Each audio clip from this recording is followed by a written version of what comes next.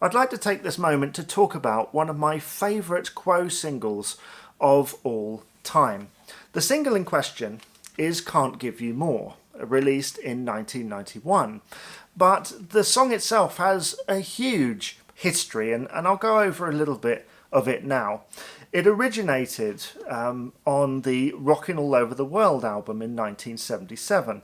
It was written by Francis Rossi and Bob Young, and the production on the Rockin' All Over the World album, I know, is sort of a bit of a mixed reaction from long-time fans.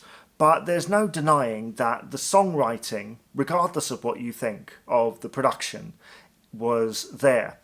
And Bob Young, in the mid-80s, for his album In Quo Country, decided to reinvent the track in a country style. It's great. That's available on Cherry Red Records.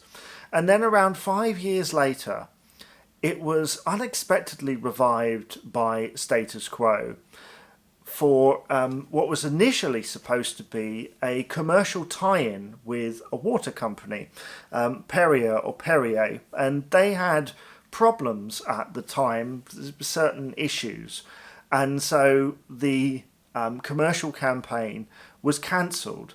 And the way it tied in was that O, as in water, was emphasised in this new recording by the then current lineup. And the song, even though that commercial campaign, which would have seen them, possibly being used on television, in radio, even in newspapers and such, like just some kind of tie-in with it, they included it on the Rock Till You Drop album. And if you didn't know the context of what it was originally supposed to be used for, you'd perhaps think, well, why have they revisited that? But this was a time when they were starting to look back at things anyway. I mean, 4,500 times and The Price of Love appear on the Rock Till You Drop album. So, just a time to revisit things, I guess, in the eyes of fans.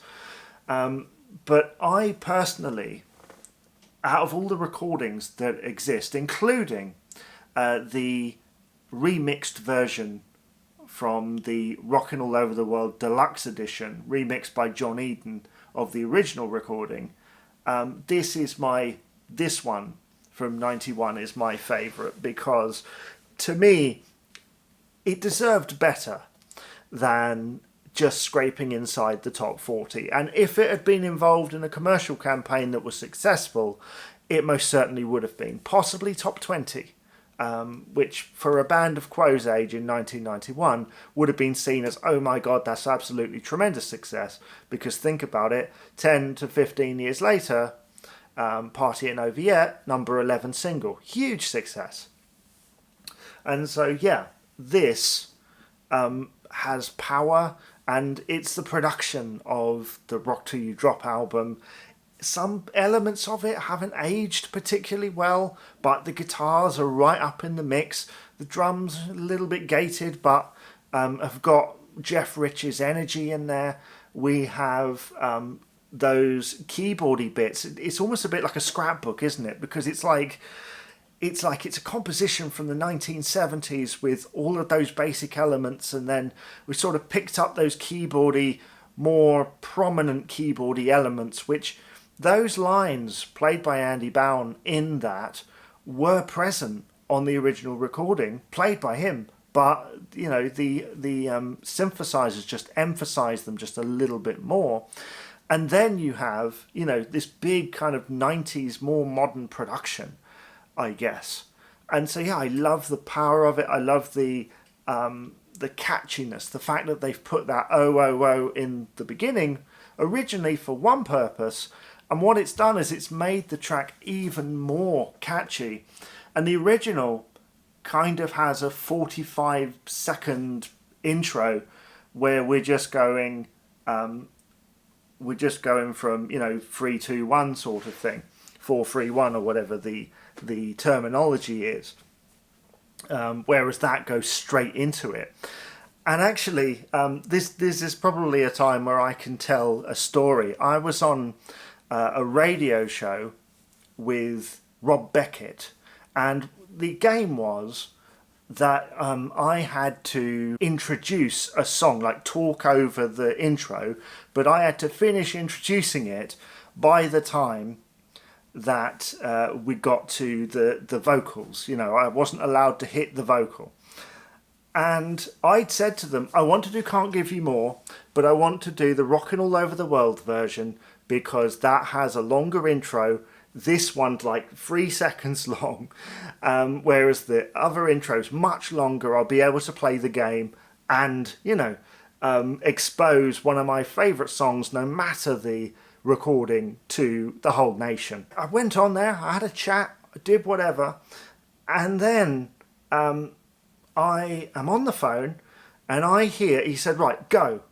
And I hear Francis Rossi and Rick Parfitt counting it. 1, 2, 1, 2, do, do, do, do. And I'm like, they've played the wrong version. And I made Rob Beckett laugh because I kept saying, that's the wrong version. That's not the version I asked for because I can't play the game with that. Of course I'm going to lose if I can't even get one word in and then it's, you know.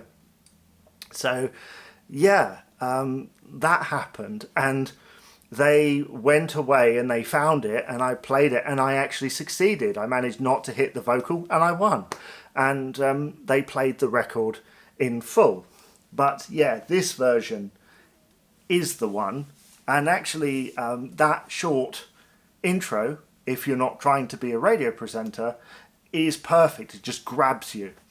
And so, yeah, I love the poignancy of the lyrics. I just love this song. I think it deserved to be much better. But for context, when this was released, I think Bryan Adams was still at #1 with Everything I Do For You. So maybe the public was a little bit distracted at that point, and it wasn't Quo's moment.